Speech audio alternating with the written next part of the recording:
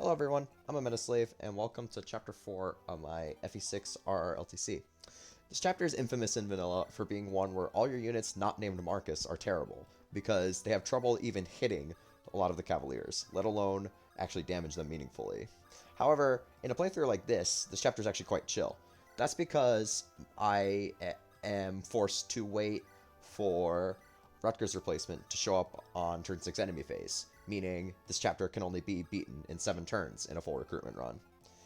The result is that Karel can be fed multiple kills, a total of 5 this chapter, in order to reach level 4 and then some to make chapter 5 much easier for me. Everyone else gets to finish off Cavaliers after Zeiss, my bulky flyer, manages to weaken them on enemy phase. Zeiss can also take a hit from a Nomad, so I don't even need to worry about his survival either. It's honestly hilarious how, coincidentally, Zeiss with a couple strength procs and Hugh with exactly 1 magic proc manages to cleanly combine to kill Cavaliers with Iron Lance plus Thunder, respectively. Nime, of course, chips the Cavaliers for much more, but that's because she's Nime. That crit obviously wasn't necessary.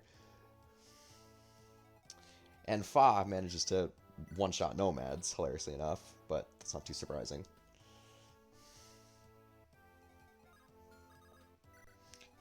Given that the chapter is a pretty methodical reposition Karel so he can get kills for until turn 6 to the last few turns, I might as well describe and clarify a few things with Clarine and Rutger's replacements.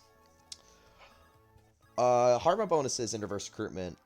The units that have hardmode bonuses in vanilla, such as Rutger, they're up-leveled or down-leveled, assuming they're normal mode bases. And then units that replace a hard mode bonus character, so for example Rutger's replacement, will get the same amount of auto levels under their belt after factoring in their new normal mode base stats. More specifically, Rutger's replacement is Milady. So she'll take her normal mode bonuses, down level herself to level 4, and then get new hard mode bonuses, which are less potent than they are in vanilla for her, because it's only 5 levels instead of 10, which corresponds to about -2 and everything, because Wyvern growth rates are crazy. Recruiting Milady is a bit more of a hairy process on this map than recruiting Rutger can be, because she does show up with a killer weapon just like Rutger, but she also has 7 movement, so it's a lot more easy to be in danger of just getting one-shot by her than it is with Rutger. Juno is moving to the village, is gonna go shopping a little bit and get the Angelico Village, and Sophia will be the one to get the coveted Steel Blade Village.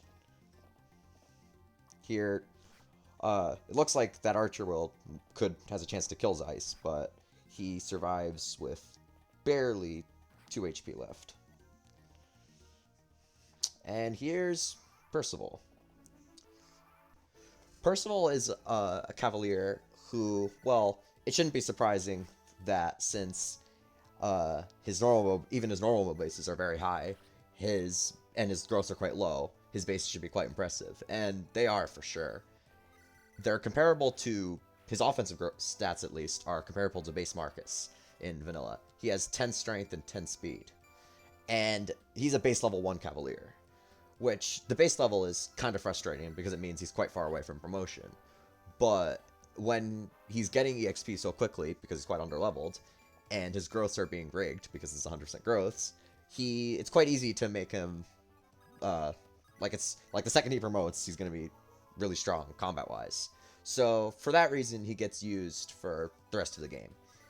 But unfortunately, because he doesn't fly, he doesn't really get to do anything super centralizing. But he helps out in ways that I would miss in many chapters.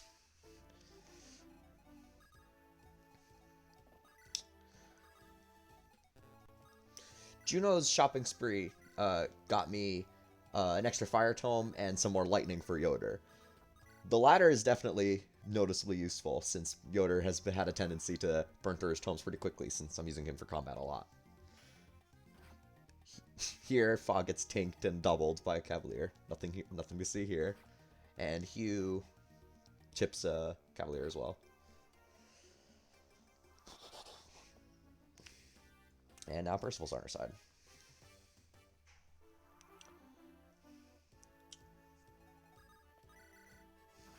Igren gets the 11 EXP that she will never go beyond, because I'm trying to go Sakai, like I said in Chapter 2.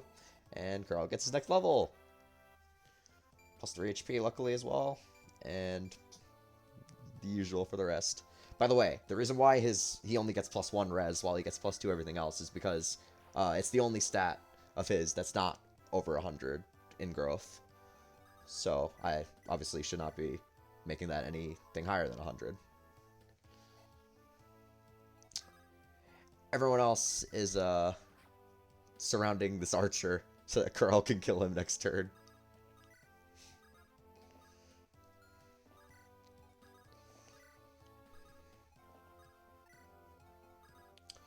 Juno is about to buy some Slim Lances, which aren't strictly useful, but can be nice for for Zeiss and Milady once she shows up, since they have high strength, but you know, might want to use a more accurate weapon to kill something. And Sophia makes her way to inches along to the village, but stays out of range. And now Eric equipping the javelin by attacking Fa here is kind of annoying, but it's not the end of the world. It would make the boss kill slightly less ugly when I eventually come around to it, and you will see why soon. As it's now turn 6, I got to do some very specific positioning to keep my frail units out of Milady's range, while still getting Karel in range of the throne, while body blocking from Milady, since I need to be close, but I don't want anyone to die to the Killer Lance.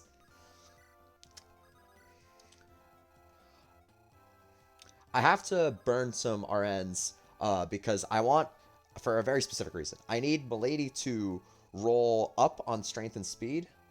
I'd like to have 9 speed and forget the strength, but it doesn't matter. But I also need her to not kill someone with a crit.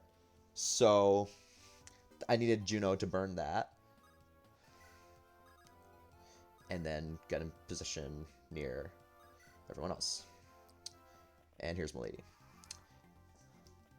As for Milady herself, she's mostly the same as just another Zeiss. High strength, needs some speed procs, but will go crazy once she gets them. And she could mostly replicate most of the stuff that I have Zeiss do in the run, later in the run. Like, in the sense that I promote Zeiss first, but Milady promoting would give me the same effect for the most part. The only real difference between them is that Zeiss has a slightly higher promoted strength cap of 26 compared to Milady's 25. And that actually, hilariously enough, does matter in a couple places. But I don't think that, like, hinges on which one's the primary flyer or not. So, ultimately, it really just doesn't matter. But I chose to use Zeiss in this way because, I don't know, I like them more. Since Milady does come with this handy Killer Lance in her inventory, I decide to put that to use against Eric, and which is why him keeping the steel sword that he starts equipped with would have been better. But that's okay. I don't really care about the actual reliability of the kill. I just want to feed it to Milady one way or another. But will happen once the rest of these enemies get taken care of course.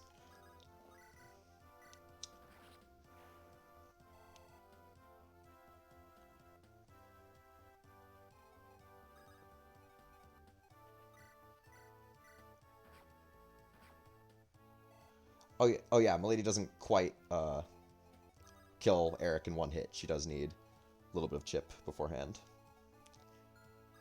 Enjoy me rigging really weirdly, but yep, and there it is. Fortunately, she does not quite get a level, but she will first thing next chapter. And Sophia gets the Steel Blade. I don't know why I didn't skip this dialogue, my bad. And that is Chapter 4 completed in 7 turns. I took a while to skip this cutscene. I will see you next time.